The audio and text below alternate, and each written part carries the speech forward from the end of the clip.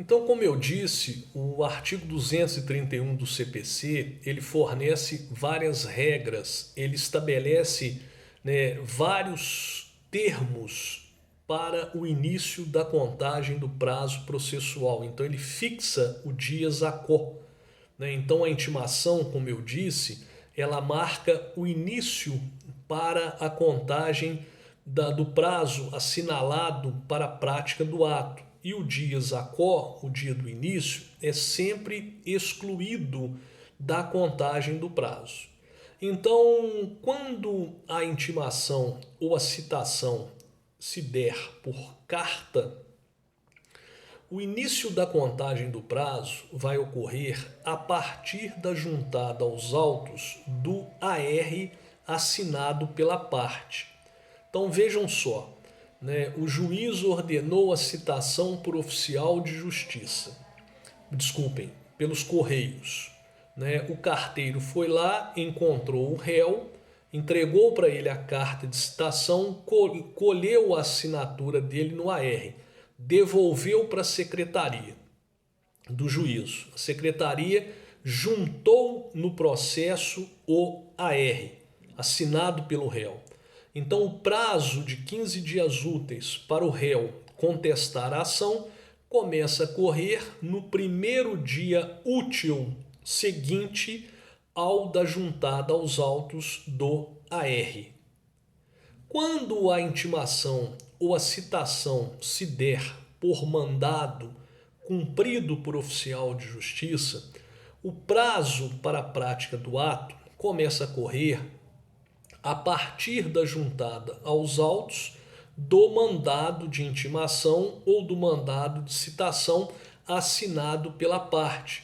Então vamos imaginar que o juiz ele determinou a intimação por mandado da parte para que a parte exibisse nos autos um determinado documento.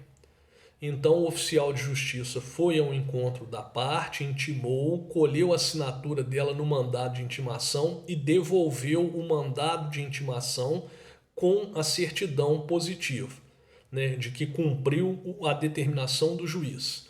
Então olha só, a Secretaria do Juízo juntou esse mandado no processo. Então o prazo para que a parte possa praticar o ato que lhe foi determinado vai começar no primeiro dia útil seguinte ao da juntada aos autos do mandado cumprido. Pode acontecer que o ato de intimação ou o ato de citação se dê no balcão da secretaria, feito pelo escrivão ou pelo diretor da secretaria. Então, por exemplo, o réu está sendo procurado para receber a citação e eventualmente ele comparece lá na secretaria do juízo. Então o escrivão aproveita que o réu está ali e cita o réu no balcão da secretaria. Então nesse caso o prazo para a prática do ato vai começar a correr no primeiro dia útil seguinte ao da realização da diligência pelo escrivão ou pelo diretor da secretaria, Então citou o réu no balcão, o prazo para ele contestar vai começar a correr no primeiro dia útil seguinte ao desse ato praticado no cartório. Pode acontecer que a intimação ou a citação se dê por publicação de edital, tendo em vista que é ignorado o paradeiro da parte, por exemplo. Então, quando o juiz ele determina a expedição de um edital de citação, de intimação, ele assinala um prazo para a ciência. Então vamos imaginar que ele assinalou o prazo de 30 dias para a ciência do edital. Então o prazo para praticar o ato vai começar a correr a partir do fim desse prazo de ciência. Então, findou o prazo de ciência, o prazo para a prática do ato começa a correr no primeiro dia útil seguinte. Então o juiz determinou a citação de um réu por edital em razão da sua localização ser ignorada. E ele assinalou o prazo de 30 dias para o réu tomar ciência do edital de citação. Fim do prazo de 30 dias, no primeiro dia útil seguinte, começa a correr o prazo para que o réu possa oferecer a sua contestação aos termos da ação proposta pelo autor. Pode acontecer que o ato tenha que ser praticado fora da base de atuação territorial do juiz, por carta rogatória ou por carta precatória. Daí os senhores podem perguntar o seguinte: quando que começa a correr o prazo? Se for essa a modalidade, então o prazo vai começar a correr no primeiro dia seguinte ao da comunicação feita pelo juízo deprecado que cumpriu o ato. Então, por exemplo, o juiz